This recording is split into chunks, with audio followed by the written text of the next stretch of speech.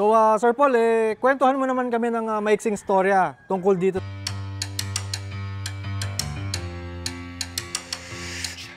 Has been in our farm nung 2008 pa.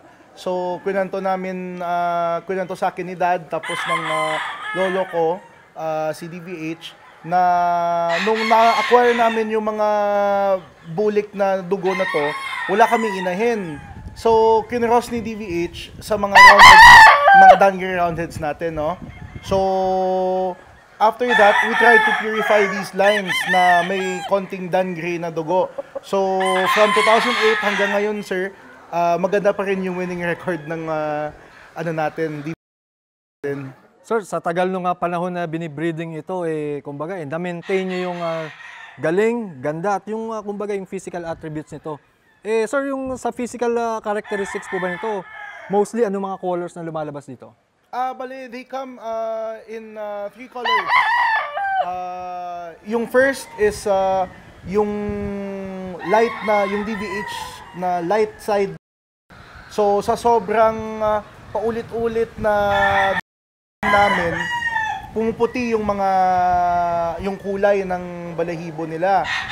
Ito naman po yung what I'm holding right now is yung yellow side namin na. So ito po yung palaging ni-request sa atin since they have the full attributes ng hinahanap nilang off-color na bloodline.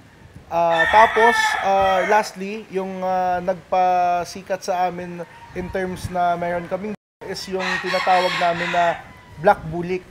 So, yung black bulik po na yan is just a combination between yung dom na to na hinahawakan ko po, tapos yung DVH blacks po natin. So, yung dirty dom na yan, yung tinatawag, is ganito din yung kulay, pero dirty-legged siya. Okay.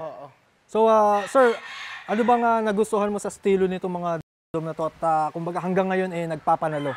Well, since 2008 hanggang ngayon, mini-maintain po nila yung nila, which is salto, and magaling to yung mga natin, sir John, mga bullets po natin, magaling po sa mag-sidestep, okay. Magaling po mag-timing. So that's what I like about them.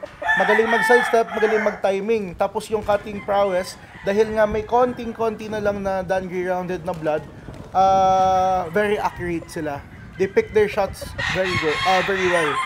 So sir, sa selective breeding, yun nga, no, nakita natin yung mga doms po ng DVH ngayon, kumbaga, yung physical attributes, medyo mga mid-high station na mga sukat nila. Opo. So, kumbaga, the more na pinopropagate natin, pinupurify, syempre, pipiliin din yung mas healthy, mas magagandang sukat.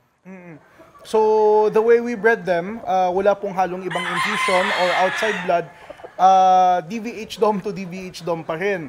But as we've said sa last episode, medyo yung labanan ngayon very tight na, very grueling, medyo mahihirapan po tayo makakompete pag hindi tayo nag-innovate. So what we did, through the selection process na lang, Sir John, bali yung ginawa namin, hindi porket winning line yan na yun isasalang namin, kundi winning line, tapos all the characteristics of perfect pullet and perfect broodstag. Doon na lang po kami nag-adjust sa selection po natin. Okay. So sir, syempre gusto nga malaman ng ating mga katukaan kung mag-acquire sila ng mga DVH, saan ba nila pwedeng ma-infuse itong mga linyada na ito?